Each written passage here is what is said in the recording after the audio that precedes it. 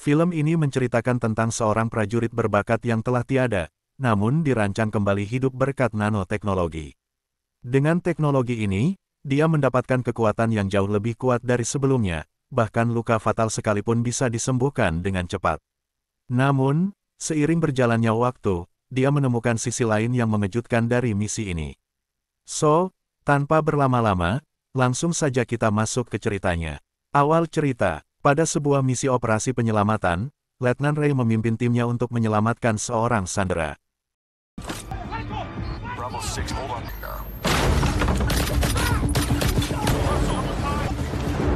Ray berhasil membunuh semua musuh di dalam rumah tersebut. Namun, saat memasuki ruangan lain, ia menemukan seseorang yang sedang disandera. Ray kemudian mengelabui musuhnya dengan meminjam telepon, hingga pada akhirnya mendapatkan peluang lalu menembaknya tanpa ampun. Terlihat Ray mendapatkan luka tembak di sisi lambungnya, walau demikian, pada akhirnya sandera dapat diselamatkan dan misi pun sukses. Setelah misi selesai, Ray dan pasukannya kembali ke pangkalan militer. Di sana, Ray disambut oleh istrinya, Zina. Mereka menghabiskan waktu bersama di sebuah kota dan menginap di motel. Namun, keesokan harinya, dua orang tak dikenal menyerang Ray secara tiba-tiba.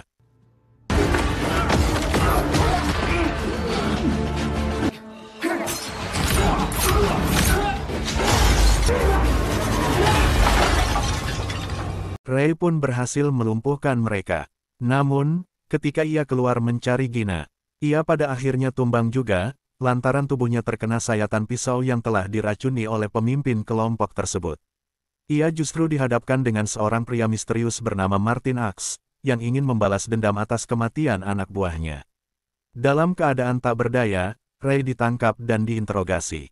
Martin menanyakan siapa yang bertanggung jawab atas kematian anak buahnya, tetapi Ray tidak tahu. Mendengar jawaban Ray yang tidak masuk akal, Martin pun menghadirkan Gina dan mengikatnya di kursi. Martin memaksa Ray agar memberitahu siapa yang membocorkan informasi transaksinya kemarin. Sambil menodongkan alat setrum ke kepala Gina, Martin meminta Ray berpikir lagi sebelum menjawab, jika tidak, Gina akan merasakan akibatnya. Mendengar hal tersebut, Gina pun mulai takut dan meminta Martin berhenti melibatkannya. Martin pun tertawa dan mengatakan dia pasti akan berhenti jika sudah mendapatkan apa yang ia mau. Semua ini bergantung bagaimana jawaban Ray. Gina pun semakin takut melihat Martin yang tertawa. Berbeda dengan Ray, bukannya memberitahu informasi yang diminta, ia justru tetap tenang dan menjawab tidak tahu perihal informasi yang dimaksud. Karena kesal dengan sikap Ray yang tidak berubah sedikitpun, tanpa pikir panjang Martin pun menembak Gina di kepala. Seketika Ray pun termenung dan meratapi Gina yang telah tiada di depannya. Ray kemudian bersumpah akan menghabisi Martin dan semua anggotanya tanpa ampun. Tanpa pikir panjang, Martin pun kemudian mengeksekusi Ray di tempat. Scene pun berpindah. Terlihat Ray terbangun di sebuah laboratorium canggih. Ia kebingungan, karena terakhir yang ia ingat adalah dirinya dan istrinya ditembak. Seorang ilmuwan bernama Dr. Emil Harting menjelaskan bahwa Ray telah dihidupkan kembali melalui proyek rahasia bernama Bloodshot. Dr. Emil mengubah tubuh Ray dengan teknologi nano-cybernetik. Ia memasukkan miliaran nanobot ke dalam darah Ray, memberinya kemampuan penyembuhan instan, luka di tubuhnya sembuh dalam hitungan detik. Bahkan kekuatan super, di mana fisiknya jauh lebih kuat dari manusia biasa. Tak hanya itu, ia juga dapat berkoneksi dengan teknologi, di mana Ray dapat mengakses dan mengontrol berbagai sistem elektronik dengan pikirannya. Namun, ada satu kelemahan besar, nanobot di tubuhnya harus terus diisi ulang dengan energi. Jika kehabisan daya, ia bisa lumpuh total. Untuk lebih detailnya, Dr. Emil mengajak dia mengunjungi tempat kerjanya, seperti room tour layaknya YouTuber Atta Halilintar. Tak hanya sebatas room tour semata, Dr. Emil juga memperlihatkan hasil karyanya, di mana tanpa basa-basi ia menyayat telapak tangan Ray hingga darah pun mengalir keluar.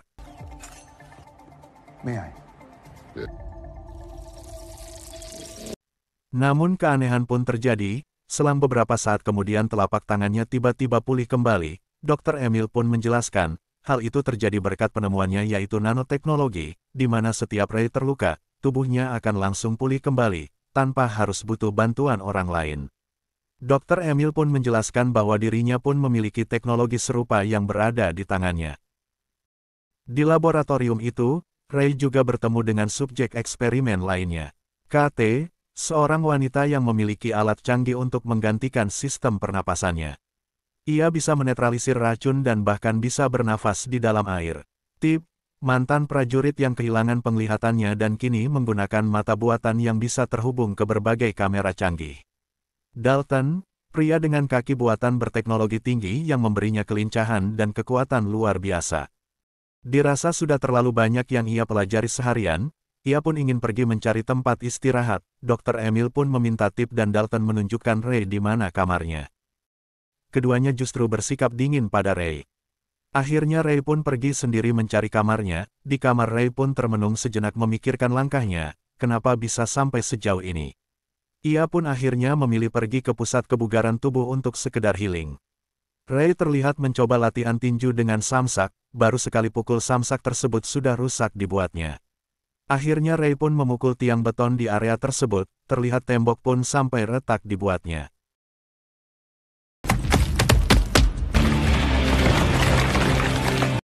Melihat hal tersebut, ia tidak melanjutkan pukulannya, dan memilih olahraga angkat barbel.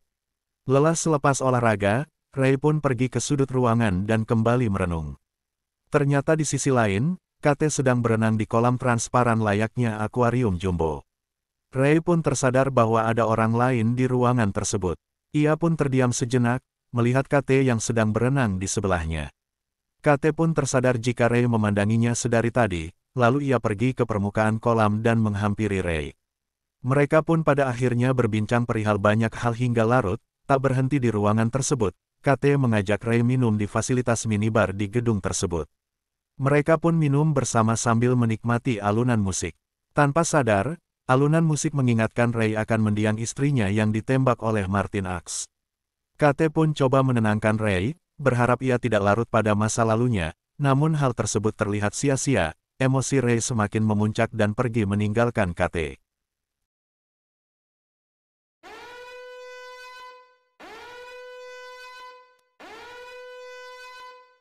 Di sisi lain, Dr. Emil melihat Ray yang pergi tergesa-gesa dari gedung fasilitas penelitiannya.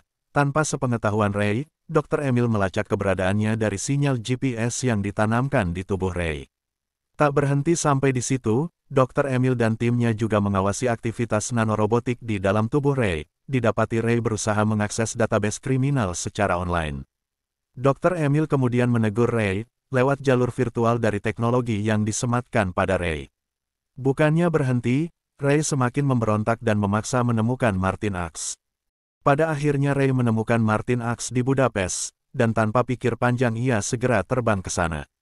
Dengan bantuan nanorobotik yang ada di dalam tubuhnya, Ray mengakses secara ilegal semua fasilitas untuk menunjang perjalanannya. Setibanya di Budapest, Ray kemudian mengikuti keberadaan Martin Axe dan timnya lewat titik GPS yang sudah ia dapatkan sedari awal secara ilegal. Scene pun berpindah. Di sisi lain, Martin Axe sedang dalam perjalanan ke suatu tempat. Selama perjalanan, ia dijaga ketat oleh anak buahnya dengan konvoi mobil pasukan khusus sepanjang perjalanan. Tibalah mereka di sebuah terowongan panjang, di mana Martin Axe sudah membaca ada yang tidak beres dengan perjalanannya. Terlihat lalu lintas kendaraan mulai hening, tak lama setelahnya lampu terowongan mulai mati secara serentak, Martin Axe pun semakin takut, lalu ia meminta pemimpin pasukan penjaganya untuk melakukan sesuatu. Satu mobil pun diminta menyisir terowongan dan menetralisir jalur yang akan dilalui Martin Axe. Baru saja menyisir beberapa meter, mobil pasukannya ditabrak truk pembawa tepung hingga menewaskan anggotanya. Tepung pada truk pun berhamburan keluar hingga mengurangi jarak pandang konvoi penjaga Martin Axe. Anak buahnya yang tersisa pun diminta keluar dari mobil, dan memeriksa kawannya yang ditabrak oleh truk. Saat dicek, kawan mereka didapati telah meninggal, namun di sisi truk, mereka tidak melihat sopir yang menabrak kawannya. Hal tersebut pun dilaporkan pada pimpinan, dan semua pasukan pun diminta waspada. Dari kegelapan, tiba-tiba muncul Ray yang langsung menembaki mobil yang ditumpangi Martin Axe. Tak hanya itu, Ray juga memberi termit agar mesin yang ditumpangi mereka lumpuh total. Ray pun pada akhirnya ditembaki dari sisi lain hingga ambruk. Melihat mobilnya lumpuh total, bos bodyguard pun meminta semua pasukan untuk menyisir semua jalur, mengantisipasi serangan musuh yang kemungkinan masih ada. Saat menyisir jalur, baku tembak kembali terjadi, terlihat Ray ditembaki dari segala arah. Namun, Ray yang sudah terkapar kembali bangkit, potongan-potongan Ray justru kembali menyatu layaknya magnet. Melihat hal tersebut, Martin Axe pun tersadar siapa orang yang ingin melenyapkannya, lalu ia menelpon kawannya, dan memberitahu bahwa Ray di sini menghadangnya. Ia bangkit kembali dan langsung menyerang semua pasukan, di kondisi ini nanobot bekerja secara baik. Nanobot mampu menyembuhkan luka-luka yang ada di tubuh Ray hanya beberapa detik, pada akhirnya Ray berhasil memecahkan kaca mobil dengan mini dinamit. Di situ Martin mengatakan kalau Ray salah paham dan ia bersedia untuk membantu Ray. Ray yang sudah diselimuti amarah pun tidak menggubris tawaran Martin, ia langsung menghabisi Martin dengan beberapa kali tembakan. Scene pun berpindah, di pagi harinya, Ray berkendara di sebuah tempat di mana ia dijemput oleh Katie Dalton dan Tips untuk kembali ke Erasti. Setibanya di Erasti, Ray diikat di tempat tidur yang telah dimodifikasi. Ray lalu dihampiri oleh Dalton yang tiba-tiba menunjukkan kebenciannya akan keunggulan nanobot Ray. Di sini Dalton mengatakan kalau sebenarnya Gina tidak benar-benar mati, perkataan itu pun membuat Ray marah. Ia sangat ingin menyerang Dalton, namun sayangnya beberapa alat mulai menyedot darah Ray. Miliaran nanobot pun terlihat mulai keluar dari tubuh Ray melalui pipa, dan seketika itu juga ingatan Ray hilang kembali. Dari sini mulai terlihat ternyata ini kelakuan Harting, sang pimpinan Erasti. Ia sengaja menyetel ulang tubuh Ray dan membuat situasi ingatan Ray yang berbeda seperti penyanderaan di Mobasa, jalan-jalan di dermaga bersama Gina, sampai pembunuhan Gina, semua ternyata hasil rekayasa Harting. Tak berhenti sampai di situ, Harting lalu merubah karakter wajah Marine X dengan pria lain yaitu Nick Brice. Jadi sebenarnya Harting ini memanfaatkan tubuh Ray untuk menjadi mesin pembunuh, di mana targetnya adalah mantan kerja Harting di Erasti, yang berpotensi membocorkan beberapa rahasia Erasti. Namun di sini masih belum jelas kapan Ray terbunuh, yang hanya kita ketahui ia dibunuh saat di ruang penyimpanan daging. Bisa saja si pembunuh adalah Harting itu sendiri. Namun sejauh ini, Ray sama sekali belum mati. Ia hanya dibius di hotel lalu dimasukkan ke realitas visual yang seolah-olah Ray berada di ruang penyimpanan daging lalu dibunuh. Dan di sini juga diketahui bahwa orang yang tidak suka kelakuan Harting adalah Katie, karena ia mulai merasa kasihan kepada Ray, namun ia tidak bisa melawan karena implannya dikendalikan oleh Harting. Scene pun berpindah, Katie mengajak minum Ray untuk memancing ingatannya. Saat lagu Anak Senja dinyalakan, Ray ingat tentang Gina dibunuh, namun kali ini yang membunuh bukan Martin, melainkan Brice. Ray lalu pergi ke Erasti untuk mencari Brice, sedangkan Harting berpura-pura peduli dengan Ray seperti sebelumnya. Setibanya di kediaman Brice, Ray membiarkan dirinya ditembak dan pura-pura mati agar dibawa masuk ke dalam. Brice yang tahu kalau dirinya akan dibunuh menyewa hacker yang mampu membuat kode.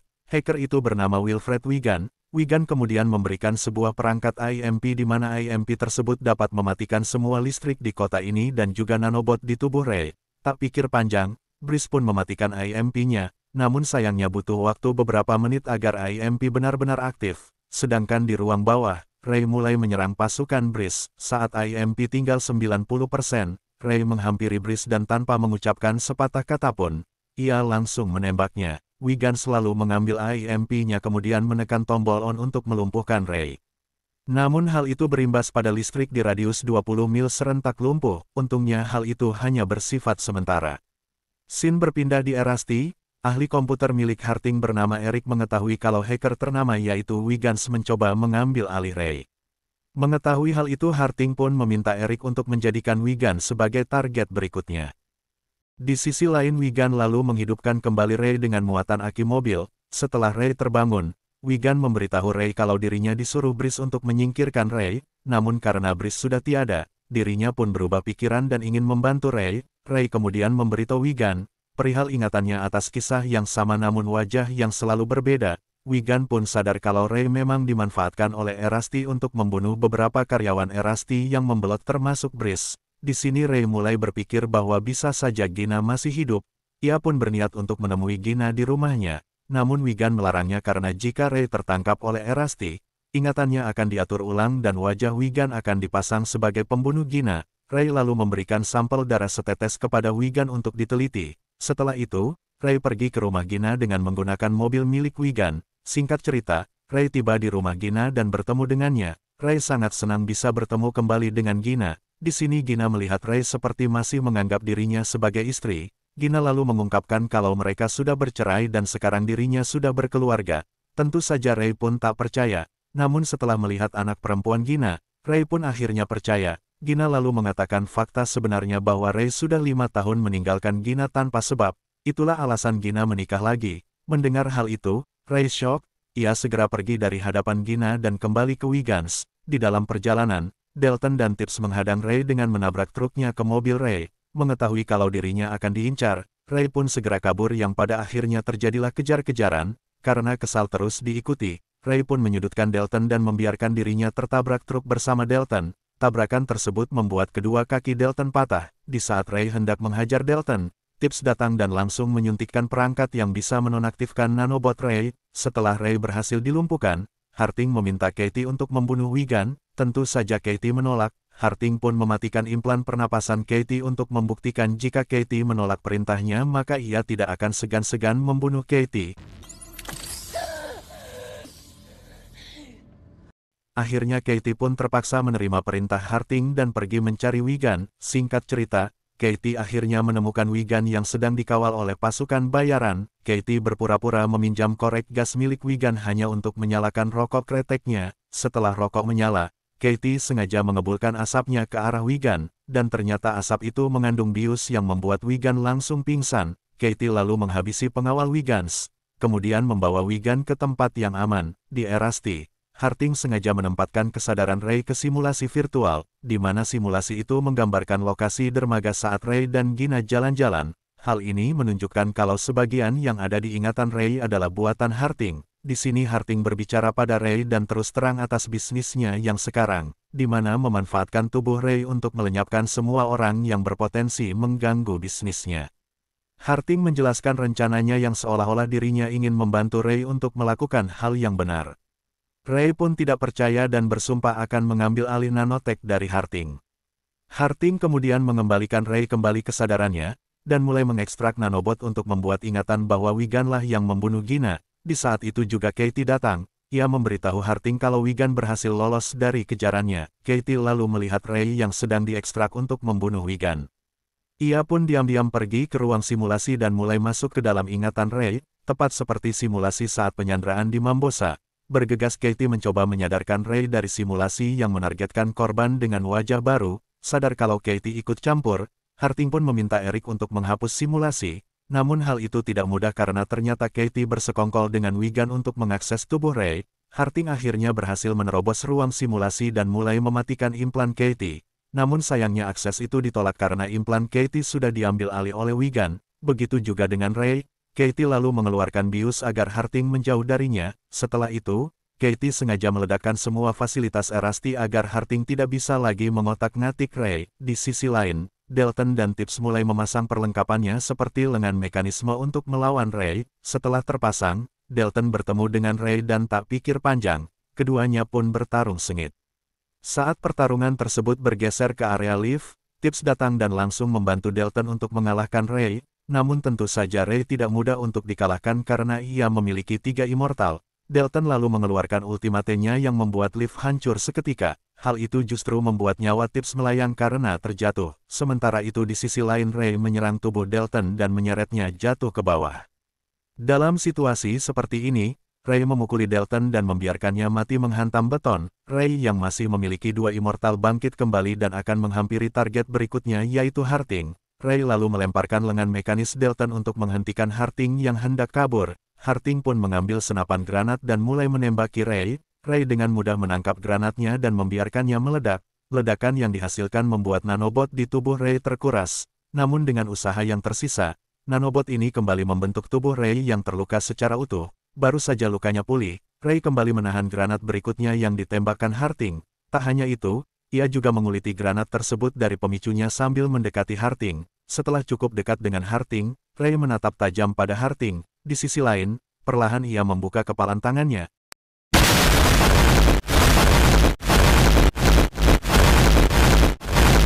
Waktu pun berlalu, di mana scene berpindah pada sebuah ruangan. di mana Wigan berusaha menghidupkan kembali Rey dari setetes sampel nanobot yang diberikan Rey. Wigan memberitahu Rey kalau dirinya berhasil memprogram ulang nanobot agar menyatu sempurna dengan tubuh Rey. Setelah itu, Rey kemudian menghampiri Katie yang sedang melamun di pinggir laut. Selepas sedikit berbincang, ketiganya pergi mengendarai mobil menjauh dari masa lalu yang kelam. Film pun berakhir. Dari sini kita bisa ambil sisi positifnya. Pada akhirnya orang baik kelak akan bertemu orang baik lainnya. So guys, temukan jalan terbaik kita masing-masing.